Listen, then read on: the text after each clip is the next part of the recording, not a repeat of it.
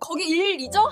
얼른 와주세요. 급해요. 보일러 점검 중 벽 너머 비명을 들은 박선우는 옆집 부부의 가정폭력을 의심해 경찰에 신고하지만 협박 쪽지를 받는다.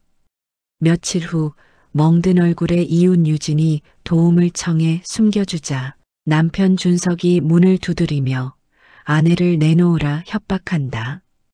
보일러 기사 동철까지 합류해 유진을 보호하려는 순간 준석이 들고 나타난 건 흉기가 아닌 이혼 서류.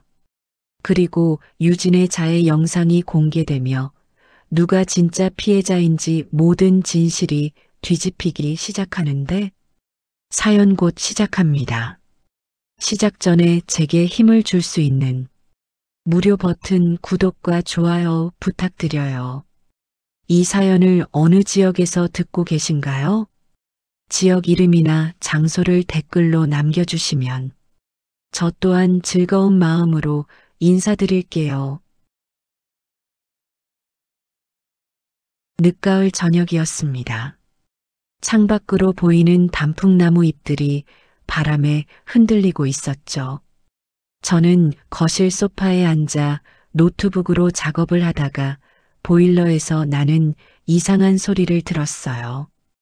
웅웅거리는 소음이 점점 커지더니 급기야 멈춰버렸습니다. 가을이 깊어지는데 보일러가 고장 나다니 난감했죠. 전화를 걸어 보일러 점검 기사를 불렀어요. 40분쯤 지나서 이동철 기사님이 도착했습니다. 50살쯤 되어 보이는 그는 낡은 공구함을 들고 현관으로 들어왔죠. 저는 보일러실로 안내하며 어떤 문제인지 설명했습니다. 오늘 오후부터 갑자기 이상한 소리가 나더니 멈췄어요. 동철 기사님은 보일러를 이리저리 살피더니 고개를 가우뚱했어요. 이상하네요. 별다른 문제가 안 보이는데. 그가 중얼거리며 벽 쪽으로 다가갔습니다. 혹시 벽 속 배관에 문제가 있나 싶어서요. 손에 든 작은 망치로 벽을 통통 두드리기 시작했습니다. 탁, 탁, 탁. 규칙적인 소리가 울렸죠. 바로 그때였어요. 쾅. 옆집에서 무언가 깨지는 소리가 들렸습니다. 이어서 여자의 비명이 터져 나왔죠. 기악. 날카롭고 절박한 비명이었어요. 저와 동철 기사님은 동시에 움직임을 멈췄습니다. 서로의 눈을 바라보며 굳어버렸죠. 그의 얼굴에도 놀라움이 역력했습니다. 저희 아파트는 벽이 얇은 편이었어요. 특히 보일러실은 옆집과 맞닿아 있어서 소리가 더 잘 들렸습니다. 하지만 이렇게 선명하게 들린 건 처음이었어요. 마치 제 집에서 일어난 일처럼 생생했죠. 옆집에는 젊은 부부가 살고 있었습니다. 남편 한준석 씨는 35살쯤으로 무역회사에 다니는 직장인이었어요. 키가 180cm쯤 되는 큰 키에 인상이 날카로웠죠. 복도에서 마주치면 짧게 인사를 나누곤 했는데 언제나 무표정한 얼굴이었습니다. 눈빛이 차갑게 느껴질 때도 있었어요. 아내 김유진 씨는 32살쯤의 가정주부였습니다. 155cm 정도의 작은 체구에 항상 조심스러운 태도를 보였죠. 엘리베이터에서 만나면 어색하게 웃곤 했어요. 말을 걸면 고개를 숙이고 작은 목소리로 대답했습니다. 어딘가 위축된 느낌이었죠. 평소에는 조용한 이웃이었어요. 예의 바르고 말수도 적었습니다. 하지만 최근 들어 상황이 달라졌어요. 한 달 전쯤부터였을까요? 밤마다 고함 소리가 들리기 시작했습니다. 남자의 굵은 목소리가 무언가를 따지는 듯했고 이따금 물건이 바닥에 떨어지는 소리도 났어요. 처음엔 그냥 부부싸움이려니 했습니다. 누구나 다툴 수 있으니까요. 하지만 횟수가 점점 잦아졌어요. 일주일에 서너 번씩 들려왔죠. 저는 귀를 막고 자려고 했지만 쉽지 않았습니다. 가끔은 여자의 흐느끼는 소리도 들렸어요. 낮게 깔리는 울음소리가 벽을 타고 전해졌습니다. 동철 기사님이 먼저 입을 열었어요. 저기, 신고하시는 게 좋겠는데요. 그의 얼굴이 심각했습니다. 아무래도 심상치 않아 보입니다. 저도 이런 소리는 처음 듣는 게 아니거든요. 저는 망설였어요. 신고를 한다고 해서 달라질까요? 혹시 괜한 오해는 아닐까요? 그냥 부부싸움일 수도 있잖아요. 그렇게 말하며 저는 스스로를 설득하려 했습니다. 남의 집안일에 끼어드는 게 맞나 싶었죠. 하지만 동철 기사님은 고개를 저었어요. 제 말 들어보세요. 저도 예전에 이런 일이 있었거든요. 그때 모른 척 했다가 큰일 났습니다. 그의 목소리에 무게가 실려 있었죠. 후회가 묻어났어요. 저는 불안한 마음으로 고개를 끄덕였습니다. 알겠습니다. 생각해 볼게요. 동철 기사님은 보일러를 간단히 수리하고 명함을 건네며 돌아갔어요. 혹시 또 문제 생기면 연락하세요. 그리고 신고는 꼭 하시는 게 좋겠습니다. 저는 혼자 남아 벽을 바라봤죠. 옆집은 조용했어요. 너무나 조용했습니다. 아까 그 비명은 무엇이었을까요? 정말 신고를 해야 할까요? 밤새 고민이 이어졌습니다. 밤새 잠을 이루지 못했어요. 동철 기사님의 말이 머릿속을 맴돌았습니다. 모른 척 했다가 큰일 났다는 그 말이요.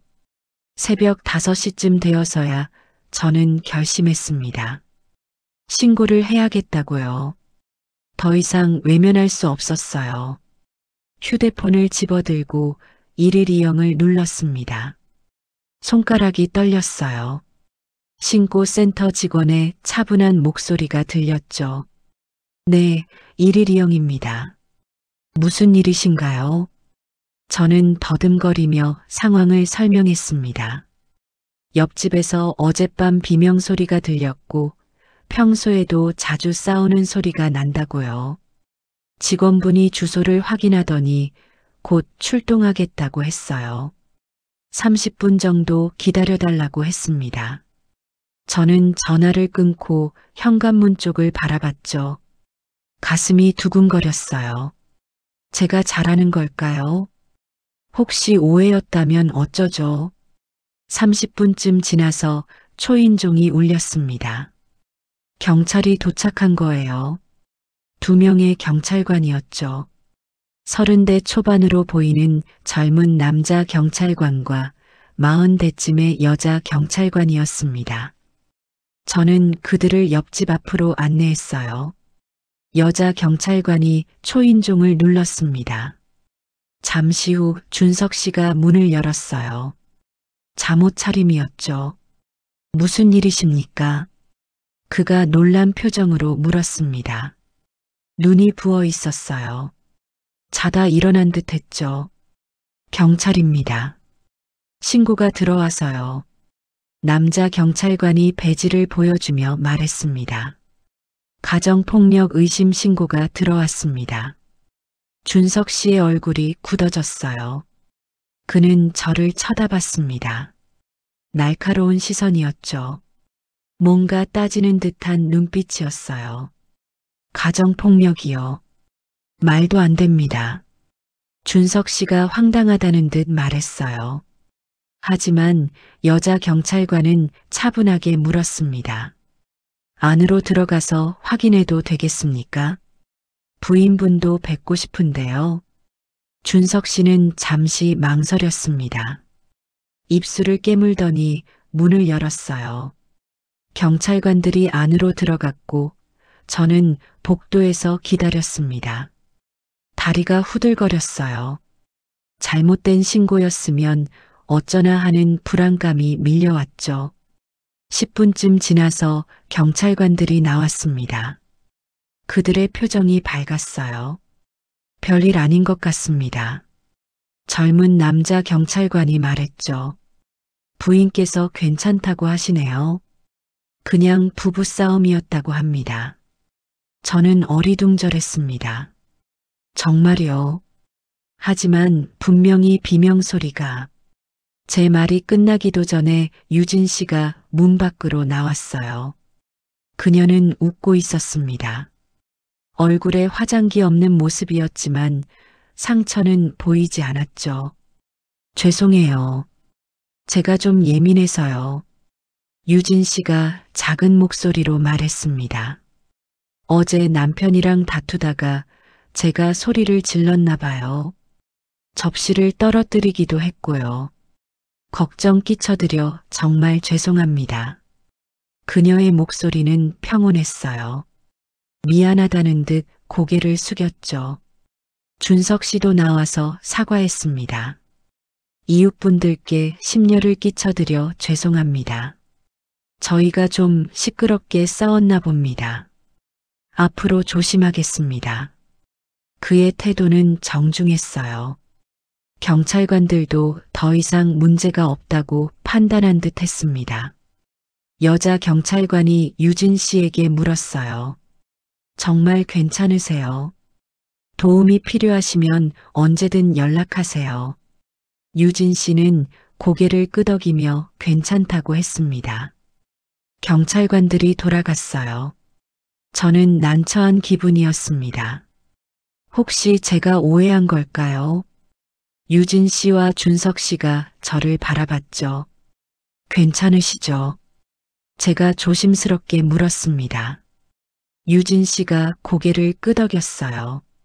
네, 괜찮아요. 신경 써주셔서 감사합니다. 하지만 그녀의 눈빛이 이상했어요.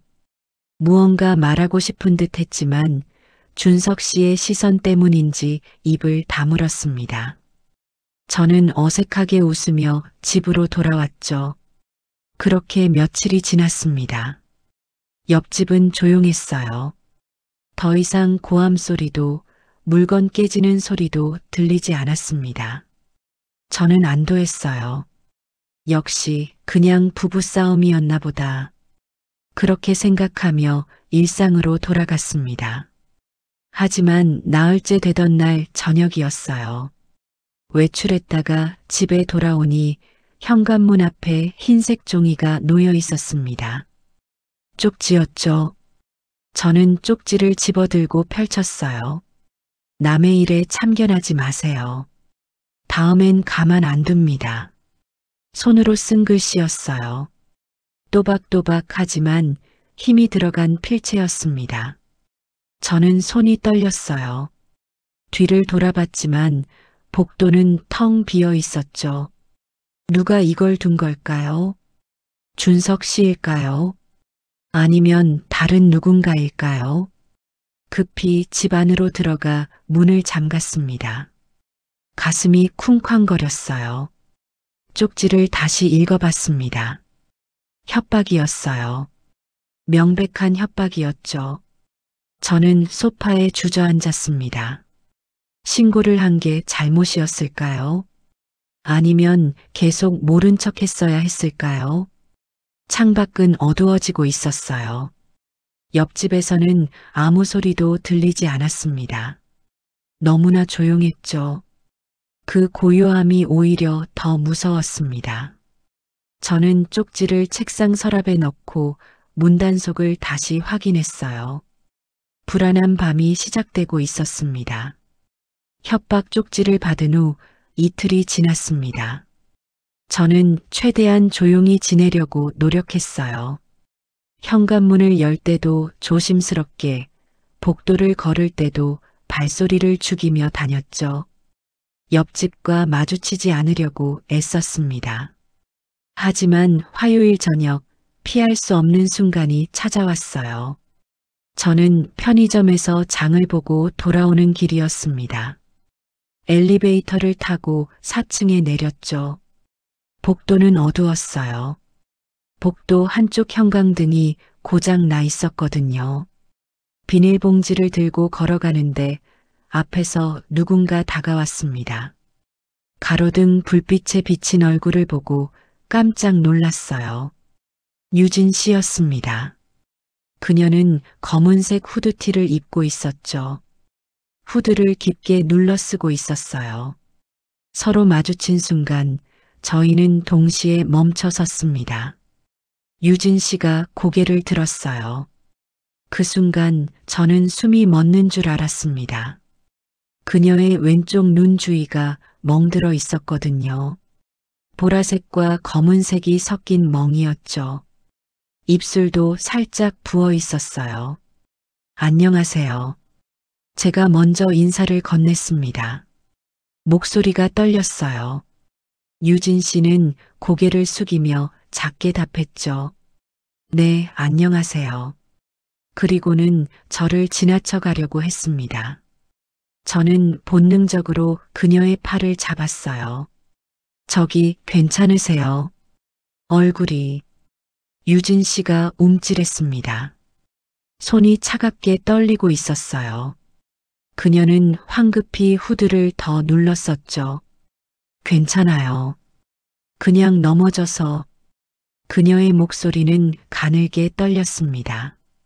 하지만 눈빛은 다른 걸 말하고 있었어요. 도와달라는 간절함이 보였죠. 저는 주위를 둘러봤습니다. 복도에는 아무도 없었어요. 정말 괜찮으세요? 제가 다시 물었습니다. 필요하시면 제가 도와드릴게요. 유진 씨의 눈에서 눈물이 핑 돌았어요. 그녀는 입술을 깨물며 고개를 저었습니다. 괜찮아요. 정말이에요. 하지만 그녀의 손은 제 팔을 꽉 잡고 있었어요. 마치 놓치고 싶지 않다는 듯이요. 저는 가슴이 먹먹해졌습니다. 이 사람이 얼마나 두렵고 외로웠을까요? 얼마나 도움을 청하고 싶었을까요? 유진 씨, 제가 작은 목소리로 불렀습니다. 저희 집으로 가실래요? 차라도 한잔하시면서 이야기 나눠요. 그녀는 놀란 표정으로 저를 봤어요. 하지만 곧 고개를 저었죠. 안 돼요. 남편이 알면. 그녀의 목소리가 떨렸습니다. 저는 그녀의 손을 꽉 잡았어요. 모르게 하면 되죠. 지금 집에 계세요. 유진 씨가 고개를 끄덕였습니다. 회사 갔어요. 9시쯤 돌아와요. 지금 7시였어요. 2시간의 시간이 있었죠. 저는 결심했습니다. 그럼 지금 제 집으로 가요. 이야기 좀 해요. 혼자 안고 계시면 안 돼요. 유진 씨는 한참을 망설였습니다. 입술을 깨물고 눈물을 훔치고 다시 망설이고 그 모습이 너무나 안쓰러웠어요. 결국 그녀가 작게 고개를 끄덕였습니다. 잠깐만요. 정말 잠깐만. 저는 그녀를 제 집으로 안내했어요. 현관문을 열고 들어가면서도 주위를 살폈죠. 다행히 아무도 없었습니다. 유진 씨는 제 집 거실에 조심스럽게 앉았어요. 소파 끝에 몸을 웅크린 채로요. 저는 따뜻한 차를 끓였습니다. 캐모마일 차였어요. 진정 효과가 있다고 들었거든요. 유진 씨에게 찻잔을 건넸죠. 그녀는 두 손으로 찻잔을 감싸 쥐었습니다. 떨리는 손으로요. 이야기하고 싶을 때 하세요. 제가 조용히 말했습니다. 강요하지 않을게요. 유진 씨는 찻잔을 바라보며 한참을 침묵했어요. 시계 초침 소리만 똑딱똑딱 울렸죠. 그러다 그녀가 입을 열었습니다.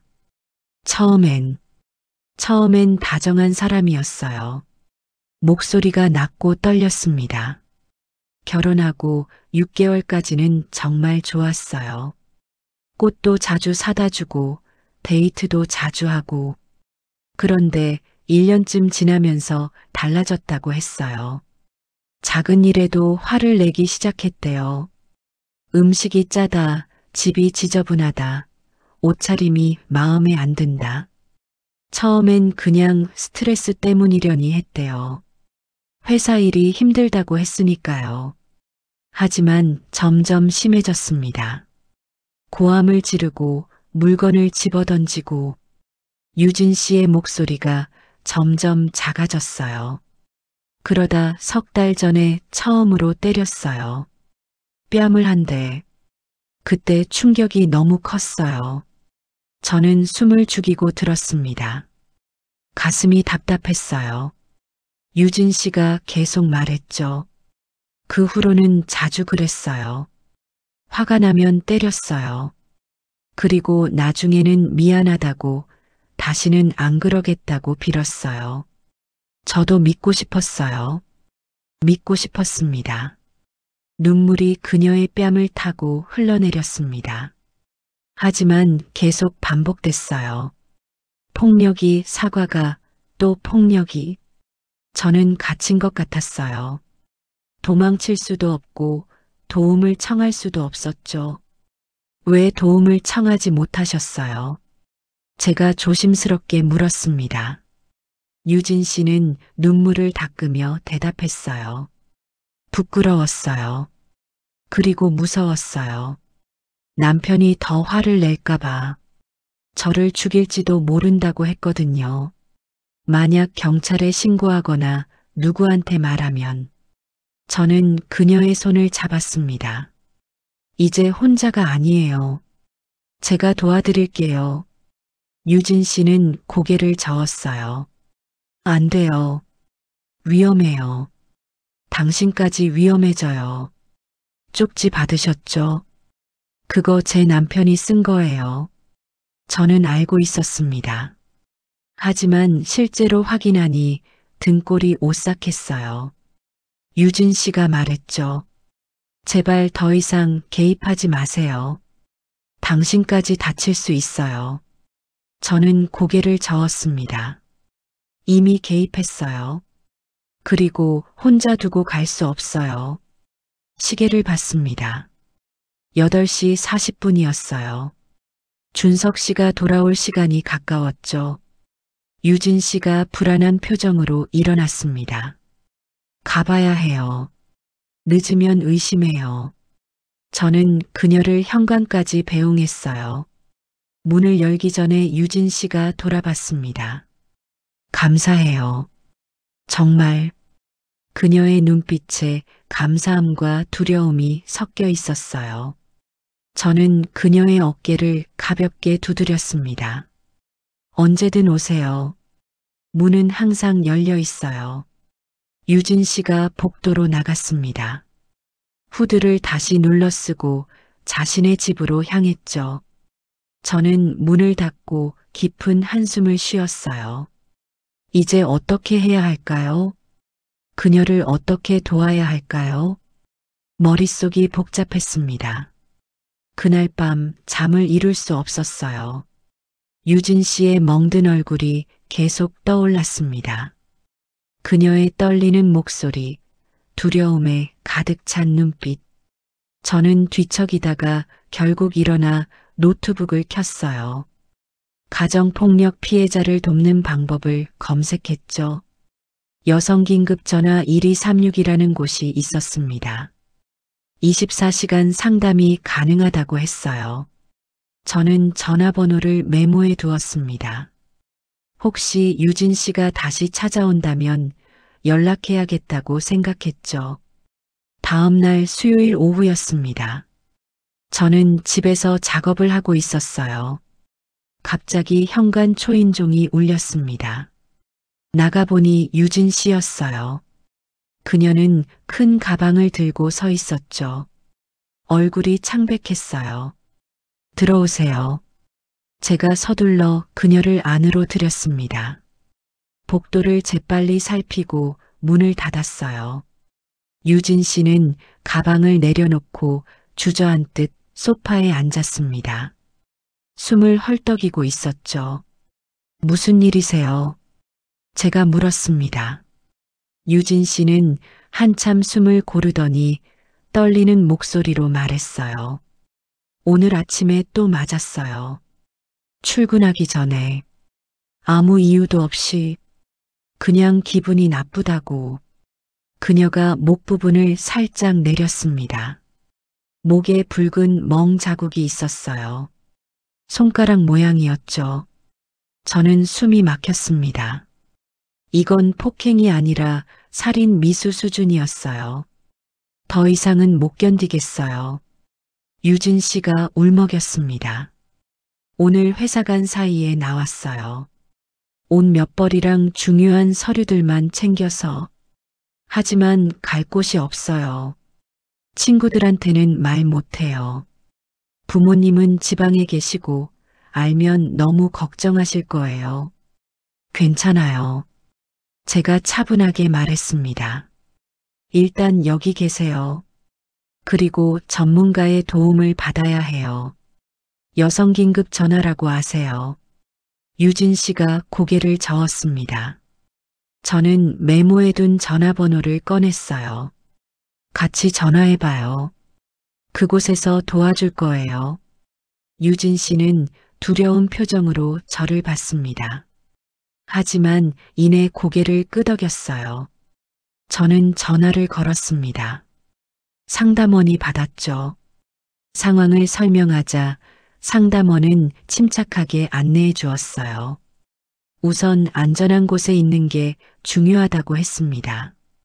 그리고 병원에 가서 상처를 진단받고 진단서를 떼라고 했죠. 증거가 필요하다고 했어요. 이혼이나 법적 조치를 할 때요. 보호시설도 있다고 했습니다. 당장 오늘이라도 입소가 가능하다고요. 하지만 유진 씨는 고개를 저었어요. 아직은 그 정도까지는. 조금만 생각할 시간을 주세요. 상담원은 이해한다며 언제든 연락하라고 했습니다. 전화를 끊고 저희는 마주 앉았어요. 유진 씨가 조심스럽게 입을 열었습니다. 처음엔 정말 사랑했어요. 남편을. 그가 화를 낼 때마다 제 잘못이라고 생각했어요. 제가 더 잘하면 괜찮아질 거라고. 하지만 아니었죠. 제가 아무리 노력해도 그는 계속 화를 냈어요. 저는 점점 작아졌어요. 말도 줄었고 웃음도 잃었죠. 친구들도 만나지 못했어요. 남편이 싫어했거든요. 왜 시간을 낭비하냐고 집에나 있으라고. 유진 씨의 이야기는 계속 이어졌습니다. 결혼 전에는 디자인 회사에 다녔대요. 작지만 꿈을 가지고 일했다고 했죠. 하지만 결혼 후 준석 씨가 일을 그만두라고 했답니다. 가정을 돌보는 게 더 중요하다면서요. 처음엔 그 말이 맞는 것 같았대요. 가정을 잘 꾸리면 남편도 행복할 거라고 생각했다고 합니다. 하지만 일을 그만두자 경제적으로 완전히 의존하게 됐어요. 통장도 남편이 관리했죠. 쓸 돈이 필요하면 일일이 말해야 했대요. 그러면서 점점 통제가 심해졌습니다. 어디 가는지, 누구를 만나는지, 무엇을 하는지 모든 걸 보고해야 했어요. 휴대폰도 자주 확인했대요. 문자 하나하나, 통화 기록 하나하나를요. 저는 들으면서 가슴이 아팠습니다. 이게 사랑일까요? 아니죠. 이건 지배였어요. 한 사람의 영혼을 짓밟는 잔인한 지배였습니다. 그래도 떠날 생각을 못했어요. 유진 씨가 말했습니다.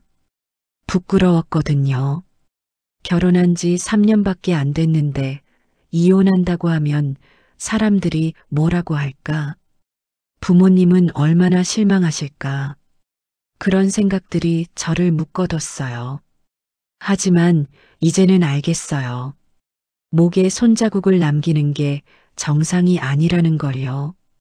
매일 두려움에 떨며 사는 게 결혼 생활이 아니라는 걸요. 그녀의 눈에 결기가 서렸습니다.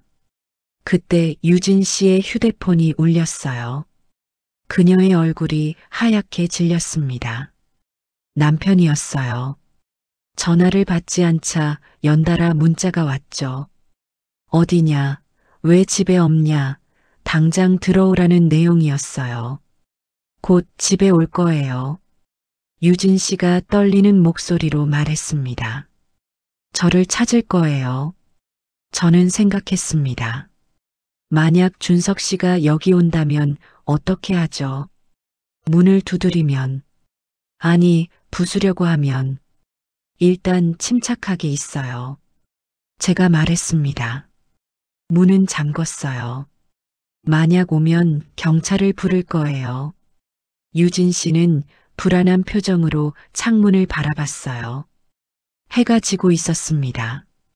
오후 6시쯤이었을까요? 복도에서 발소리가 들렸습니다. 무거운 발걸음이었어요. 유진 씨가 움찔했죠. 발소리는 저희 집 앞에 멈춰 섰습니다.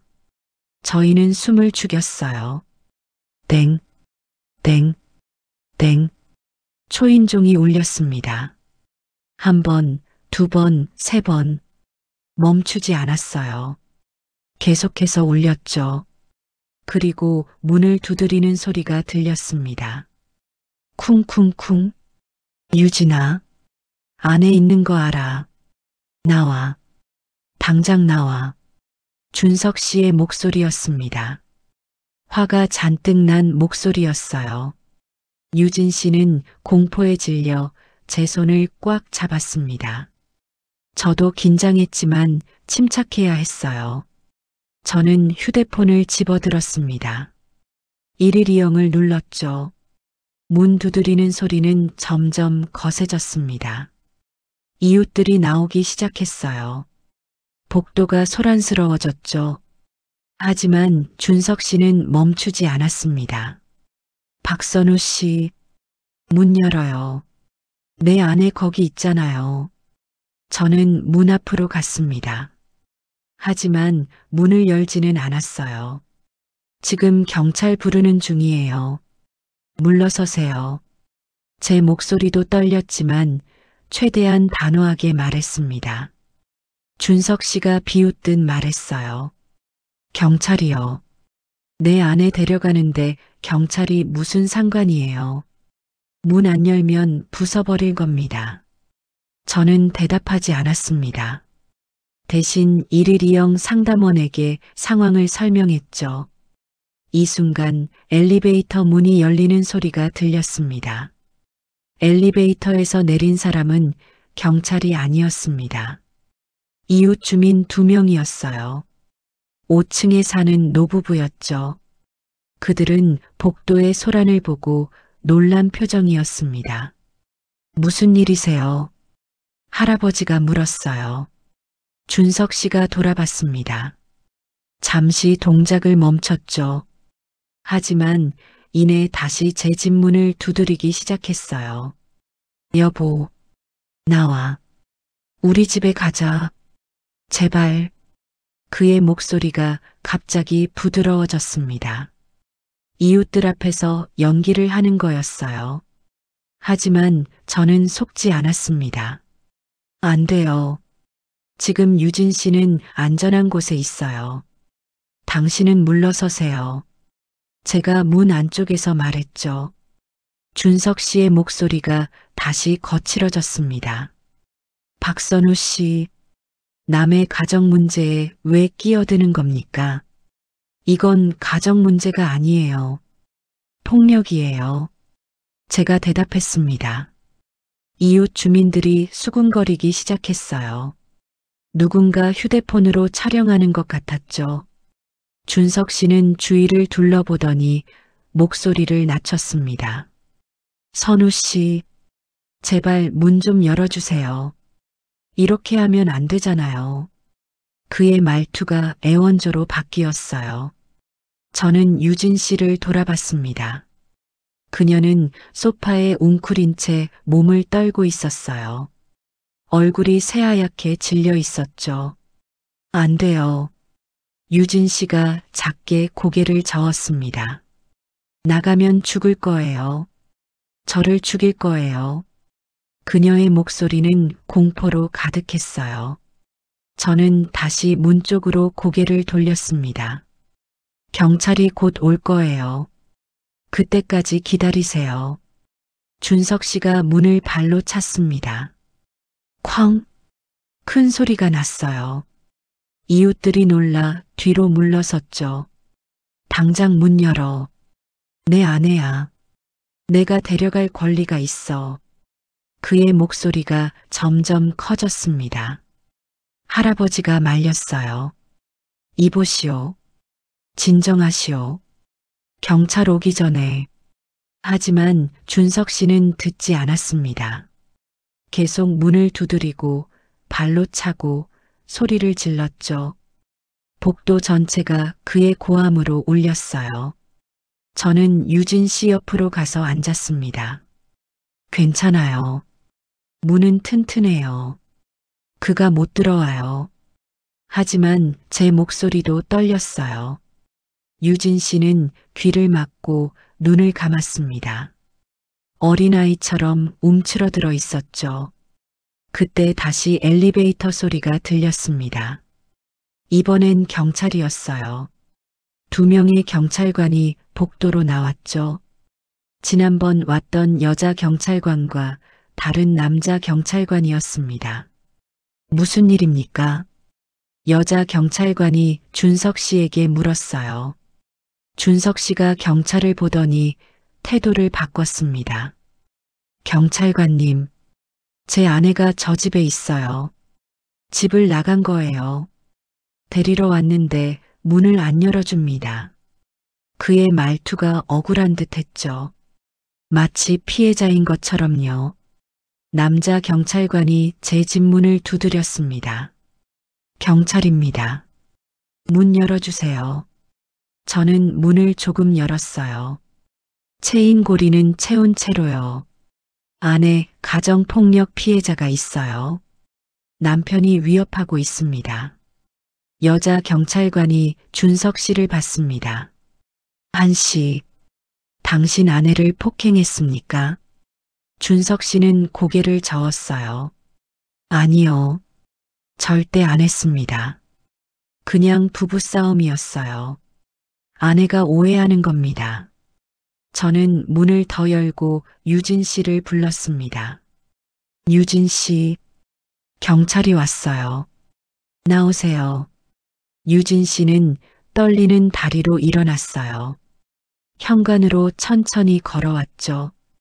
경찰관들이 그녀를 봤을 때 표정이 굳었습니다. 유진 씨의 목에 있는 멍이 보였거든요. 후드티를 입고 있었지만 목 부분은 가려지지 않았어요. 붉고 검푸른 손자국이 선명했죠. 여자 경찰관이 다가왔습니다. 부인, 괜찮으세요? 다친 곳은 없으세요? 유진 씨는 고개를 저었어요. 아니요. 괜찮아요. 하지만 그녀의 목소리는 전혀 괜찮지 않았습니다. 여자 경찰관이 준석 씨를 노려봤어요. 이게 부부싸움입니까? 이건 폭행이에요. 살인 미수급입니다. 준석 씨의 얼굴이 일그러졌습니다. 아니에요. 그건 제가 실수로 말다툼하다가 그가 변명을 늘어놓기 시작했어요. 하지만 여자 경찰관은 손을 들어 막았죠. 일단 지구대로 가시죠. 조사를 받으셔야겠습니다. 싫어요. 준석 씨가 소리쳤습니다. 난 아무 잘못도 안 했어요. 왜 나를 데려가려는 거예요? 남자 경찰관이 그의 팔을 잡았어요. 진정하시고 협조하세요. 안 그러면 공무집행방해로 체포할 수도 있습니다. 준석 씨는 저를 똑바로 쳐다봤습니다. 그의 눈빛이 차가웠어요. 당신 때문이에요. 당신이 우리 가정을 망쳤어요. 기억하세요. 이건 끝이 아니에요. 소름이 끼치는 협박이었죠. 경찰관들이 준석 씨를 끌고 엘리베이터로 향했습니다. 그는 계속 뒤를 돌아보며 저와 유진 씨를 노려봤어요. 이웃들도 하나둘 집으로 들어갔죠. 복도가 조용해졌습니다. 저는 문을 닫고 유진 씨를 안았어요. 그녀는 제 품에서 흐느꼈습니다. 온몸이 떨리고 있었죠. 괜찮아요. 이제 괜찮아요. 제가 계속 말했지만 제 목소리도 떨렸습니다. 한참을 그렇게 있었어요. 유진 씨의 울음이 잦아들 때까지요. 그녀가 고개를 들었습니다. 고마워요. 정말 고마워요.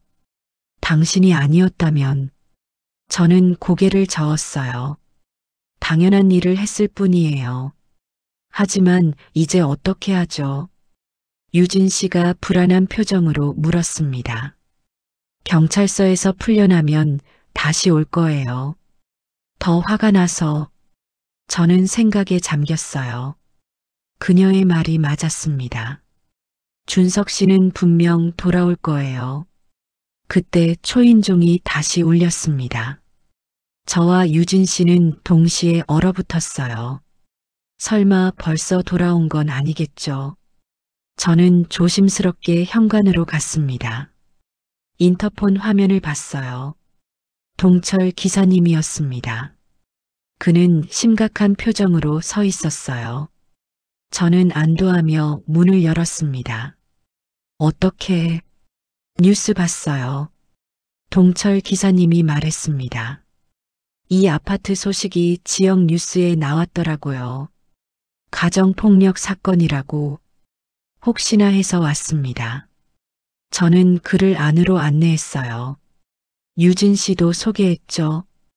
동철 기사님은 유진 씨의 목을 보고 표정이 굳었습니다. 한숨을 깊게 쉬더니 소파에 앉았어요. 우리는 심각한 대화를 나눠야 할 것 같았습니다. 동철 기사님은 한참 동안 침묵했습니다. 주먹을 불끈 쥐었다 폈다를 반복했어요. 그의 눈빛에 무언가 깊은 슬픔이 서려 있었죠. 저는 물 한 잔을 따라 건넸습니다. 그가 물을 마시고 천천히 입을 열었어요.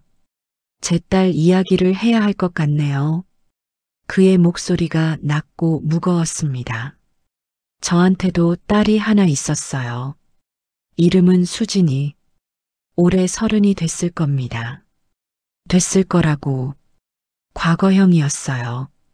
저는 가슴이 철렁했습니다. 수진이는 착한 아이였어요. 동철 기사님이 계속 말했습니다.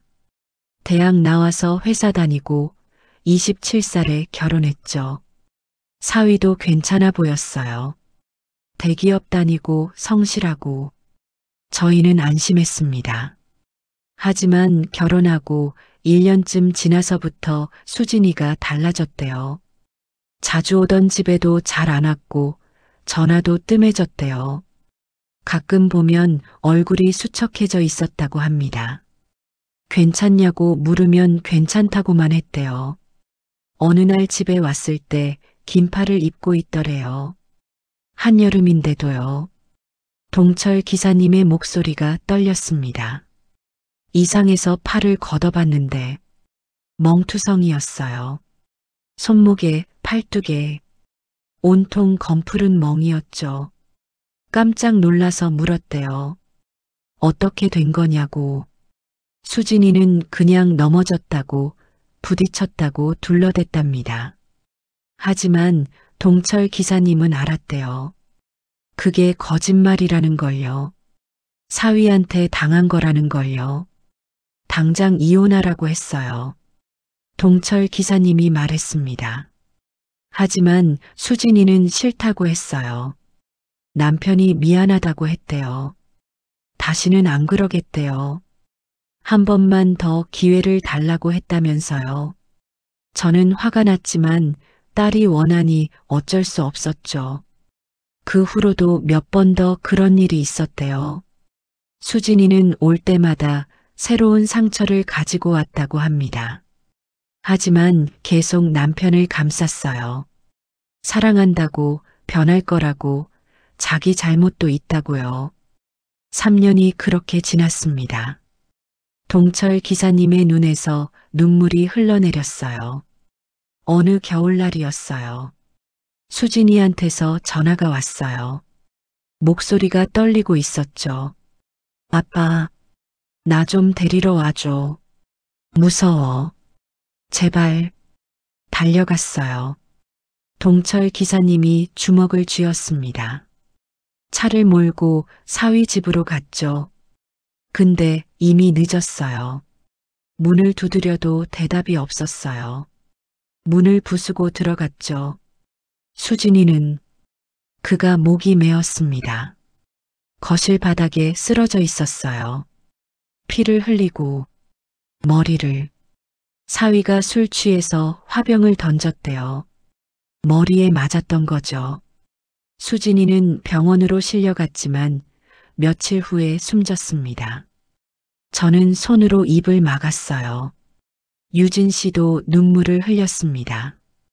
동철 기사님은 계속 울면서 말했어요. 제 잘못이에요. 제가 진작에 강제로라도 데려왔어야 했어요. 경찰에 신고를 했어야 했죠. 딸의 말만 듣지 말고요. 사위는 지금 감옥에 있대요. 15년형을 받았다고 합니다. 하지만 딸은 돌아오지 않았어요. 15년이 뭡니까? 제 딸의 목숨값이 고작 15년이에요.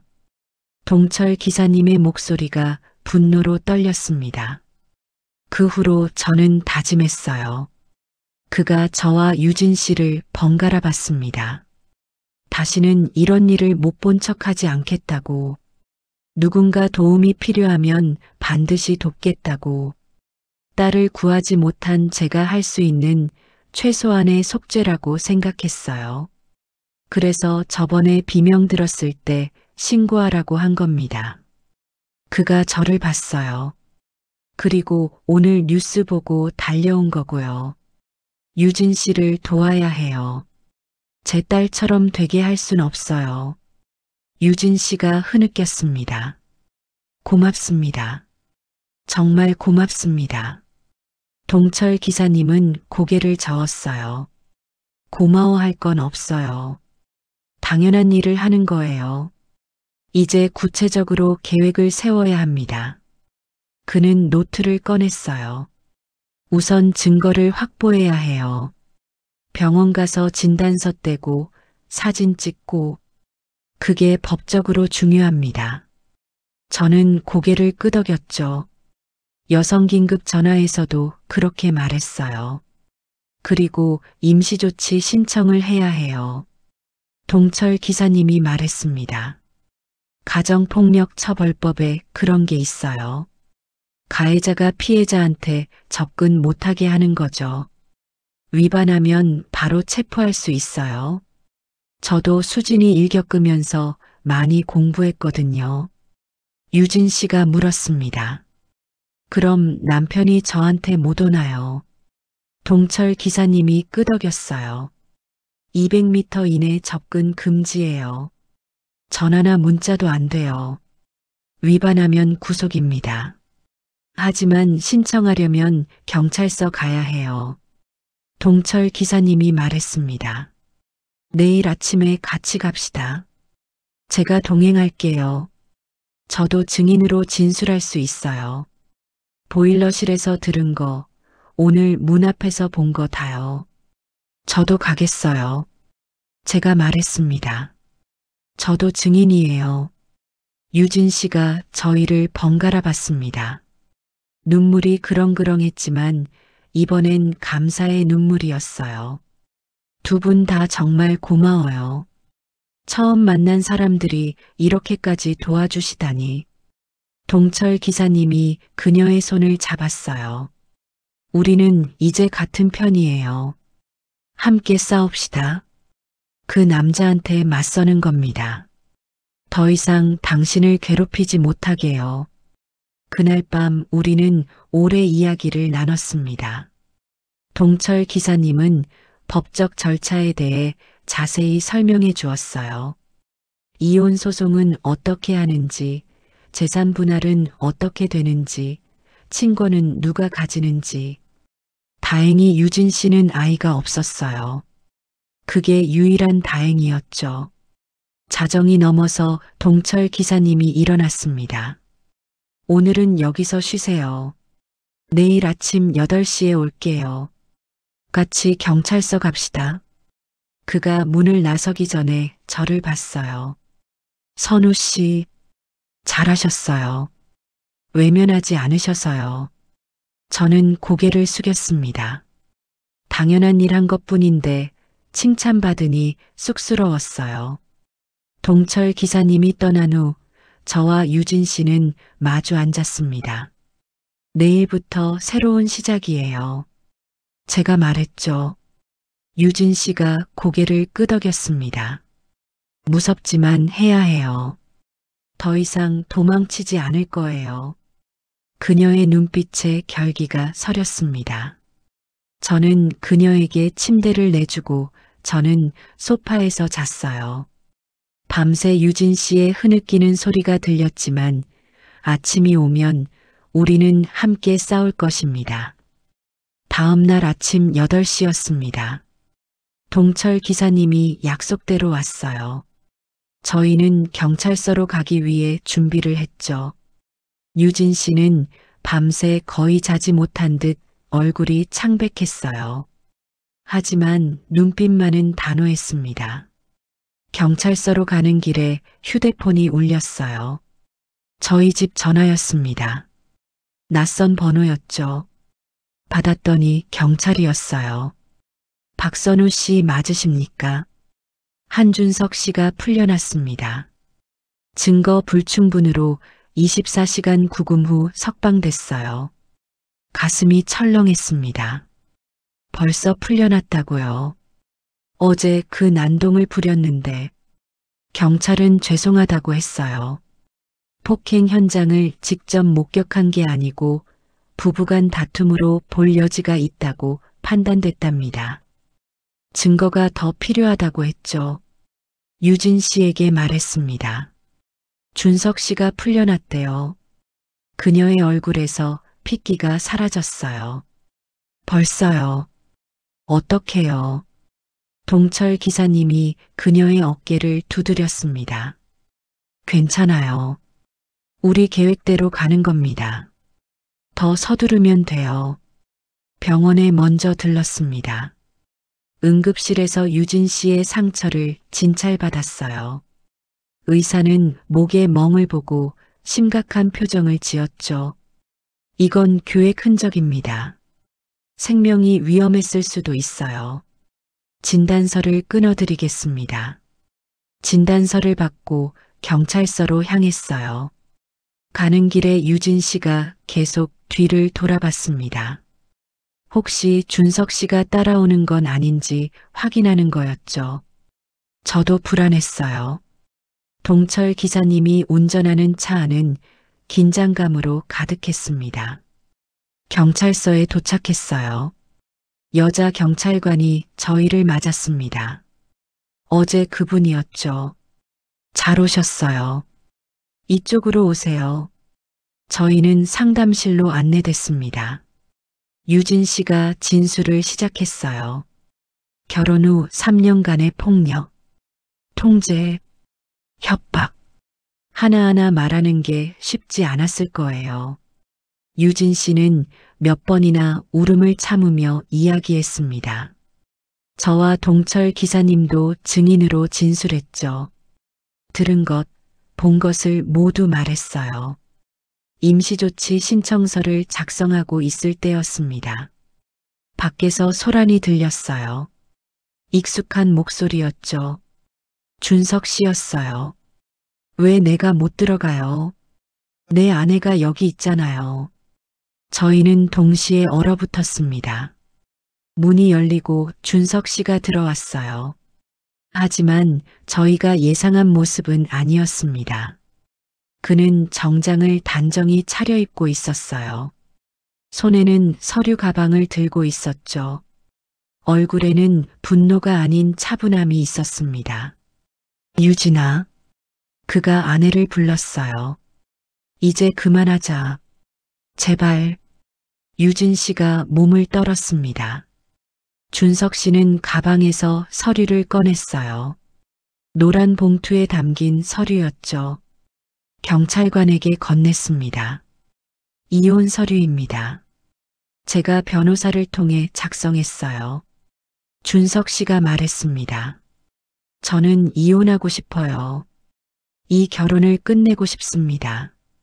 폭력을 행사한 건 제가 아니라 제 아내예요. 뭐라고요? 동철 기사님이 소리쳤습니다. 무슨 헛소리를. 하지만 준석 씨는 침착했어요. 증거가 있습니다. 그가 휴대폰을 꺼냈죠. 영상이 재생됐어요. 영상 속에는 유진 씨가 자해하는 모습이 담겨 있었습니다. 스스로 팔을 꼬집고 벽에 부딪히고. 저는 믿을 수가 없었어요. 유진 씨의 얼굴이 하얗게 질렸죠. 이게 뭐예요? 제가 물었습니다. 준석 씨가 차갑게 말했어요. 제 아내는 경계성 성격 장애가 있어요. 정신과 진단서도 있습니다. 저를 조종하기 위해 스스로를 다치게 하고 제 탓으로 돌렸어요. 이혼하려고 하니까 가정폭력으로 몰아가는 겁니다. 아니에요. 유진 씨가 고개를 저었습니다. 그건 당신이 시킨 거잖아요. 당신이 자해하라고. 안 그러면 더 때린다고. 준석 씨는 비웃었어요. 증거가 있어요. 당신 말이요. 제 말엔 영상이 있죠. 경찰관이 난처한 표정을 지었습니다. 이건 좀 더 조사가 필요하겠는데요. 준석 씨가 또 다른 서류를 꺼냈어요. 정신과 진단서였습니다. 정말로 유진 씨의 이름이 적혀 있었어요. 경계성 성격장애. 1년 전 진단이었죠. 저는 유진 씨를 봤습니다. 설명해 주세요. 이게 뭐예요? 유진 씨는 눈물을 흘렸어요. 저는 그때 제가 힘들어서 상담받으러 갔었어요. 남편 때문에 너무 힘들어서 의사 선생님이 그렇게 진단했어요. 하지만 저는 자해 안 했어요. 유진 씨가 울부짖었습니다. 남편이 때린 거예요. 정말이에요. 하지만 준석 씨의 영상은 명확했어요. 자해하는 모습이 찍혀 있었죠. 저는 혼란스러웠습니다. 무엇이 진실일까요? 준석 씨의 말이 맞는 걸까요? 아니면 유진 씨가 맞는 걸까요? 동철 기사님도 당황한 표이었어요. 우리가 본 건 뭐였을까요? 경찰관이 말했습니다. 일단 양쪽 진술을 다 듣고 조사하겠습니다. 지금으로선 누가 진실을 말하는지 판단하기 어렵네요. 준석 씨가 고개를 끄덕였어요. 그러세요. 저는 협조하겠습니다. 진실은 밝혀질 겁니다. 그는 저를 똑바로 봤습니다. 선우 씨, 당신은 속은 겁니다. 제 아내한테요. 그녀는 당신을 이용한 거예요. 저와 이혼하고 재산을 가져가려고. 저는 아무 말도 할 수 없었어요. 정말 그런 걸까요? 유진 씨가 저를 이용한 걸까요? 경찰서에서 나온 후 저희는 근처 카페로 갔습니다. 셋 다 말이 없었어요. 무거운 침묵이 흘렀죠. 유진 씨는 계속 고개를 숙이고 있었습니다. 저는 그녀를 봤어요. 진실을 말해주세요. 도대체 뭐가 진짜예요? 유진 씨가 천천히 고개를 들었습니다. 눈이 붓고 빨갛게 충혈되어 있었어요. 죄송해요. 그녀가 작게 말했습니다. 다 말씀드릴게요. 진짜 이야기를요. 그녀는 커피를 한 모금 마시고 입을 열었어요. 처음에 말씀드린 건 사실이에요. 남편이 저를 때렸어요. 정말 폭력이 있었어요. 하지만 그녀가 말을 멈췄습니다. 하지만 제가 먼저 시작한 일도 있었어요. 무슨 말이에요? 동철 기사님이 물었습니다. 유진 씨가 고백했어요. 결혼할 때부터 준석 씨의 재산이 목적이었대요. 그의 집안이 부유했거든요. 부모님이 물려준 아파트만 서너 채였다고 합니다. 사랑은 없었어요. 유진 씨가 말했습니다. 처음부터 계산된 결혼이었죠. 3년만 버티면 재산 분할 받을 수 있다고 들었어요. 그래서 결혼했습니다. 하지만 생각보다 힘들었어요. 준석 씨도 눈치챘던 거예요. 아내가 돈 때문에 결혼했다는 걸요. 그래서 더 심하게 굴었대요. 폭력도 시작됐고요. 처음엔 정말 일방적 피해자였다고 합니다. 맞기만 했어요. 하지만 1년쯤 지나니 생각이 바뀌었대요. 이렇게 당하기만 할 순 없다고. 그래서 증거를 모으기 시작했답니다. 멍든 사진, 녹음, 영상. 이혼할 때 유리하게 쓰려고요. 그런데 준석 씨도 똑같이 했어요. 유진 씨가 쓰게 웃었습니다. 어느 날 자해하라고 시켰어요. 안 그러면 더 심하게 때린다고. 저는 무서워서 했어요. 그걸 몰래 촬영한 거예요. 저는 충격을 받았습니다. 그럼 오늘 본 영상은? 유진 씨가 고개를 끄덕였어요. 진짜예요. 제가 자해한 거 맞아요. 하지만 강요당해서 한 거예요. 남편의 협박 때문에요. 그 부분은 영상에 안 나왔죠. 목의 멍은요. 제가 물었습니다. 그건 진짜 남편이 한 거예요. 유진 씨가 대답했어요. 맞아요. 그건 진짜예요. 며칠 전에 정말로 목을 조였어요. 죽는 줄 알았어요. 하지만 자해한 것도 있어요. 더 심해 보이게 하려고. 동철 기사님이 한숨을 쉬었습니다. 그럼 둘 다 거짓말을 한 건가요? 유진 씨가 고개를 저었어요. 거짓말이 아니에요. 다 진실이에요. 남편의 폭력도 진짜고 제 계산도 진짜예요. 우리는 서로를 이용하고 해치려 한 거예요. 저는 머리가 복잡했습니다. 누가 피해자이고 누가 가해자인가요? 둘 다인가요? 아니면 둘 다 아닌가요? 이건 제가 생각했던 단순한 가정폭력 사건이 아니었어요. 유진 씨가 계속 말했어요. 선우 씨를 만난 건 계획에 없었어요. 진짜로 무서워서 도움을 청한 거예요. 하지만 동시에 그녀가 눈물을 닦았습니다. 동시에 증인으로 쓸 수 있겠다는 생각도 했어요. 죄송해요. 저는 배신감을 느꼈습니다. 그럼 저를 이용한 건가요? 유진 씨가 고개를 저었어요. 아니에요. 진짜로 고마워요. 진짜로 무서웠어요. 하지만 제 마음이 순수하지만은 않았던 것도 사실이에요. 저는 복잡한 사람이에요. 동철 기사님이 일어섰습니다. 저는 실망했어요. 그가 무겁게 말했습니다. 제 딸을 생각하며 도우려 했는데 이건 전혀 다른 상황이네요. 유진 씨가 울었어요. 죄송해요. 정말 죄송해요. 하지만 동철 기사님이 다시 앉았어요. 그래도 폭력은 폭력이에요. 당신이 계산적이었다 해도 맞아도 되는 건 아니에요. 준석 씨도 잘못했어요. 하지만 당신도 잘못했죠. 둘 다 책임이 있어요. 경찰 조사 결과가 나오는데 일주일이 걸렸습니다. 결론은 이랬어요. 준석 씨의 폭력은 인정됐어요. 하지만 유진 씨의 계획적 접근도 확인됐죠.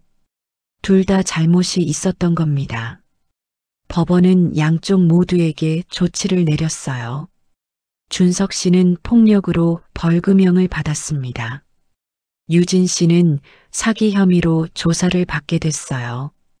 이혼은 진행됐고 재산 분할은 법대로 이뤄졌죠.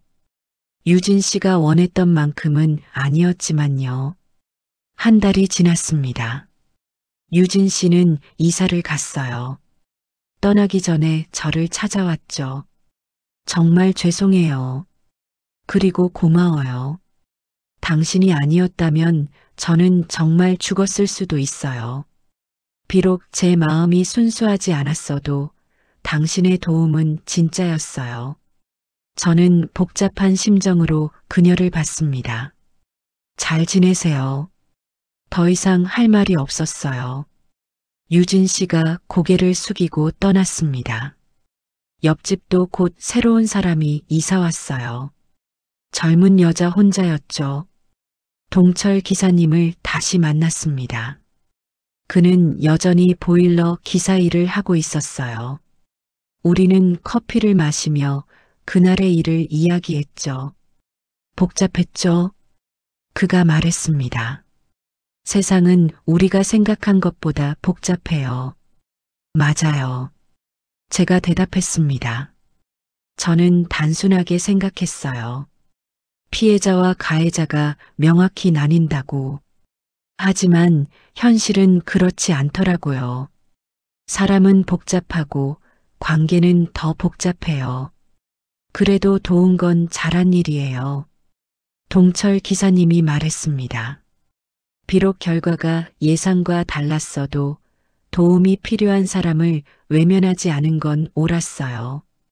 완벽한 피해자만 도울 순 없잖아요. 불완전한 사람도 도움받을 자격이 있어요. 저는 고개를 끄덕였습니다. 그 말이 맞는 것 같았어요. 인간은 모두 불완전하니까요. 선과 악으로 명확히 나눌 수 없죠. 유진 씨도 준석 씨도 저도 모두 복잡한 사람들이었어요. 집으로 돌아와 창밖을 봤습니다. 옆집은 조용했어요. 새로운 이웃은 음악을 좋아하는지 가끔 피아노 소리가 들렸죠. 평화로운 소리였어요. 저는 커튼을 내리며 생각했습니다. 이웃의 비밀. 우리는 모두 비밀을 가지고 살아가죠. 때로는 도와야 하고 때로는 경계해야 해요. 하지만 가장 중요한 건 외면하지 않는 것. 불완전하더라도 손을 내미는 것. 그게 제가 배운 교훈이었습니다.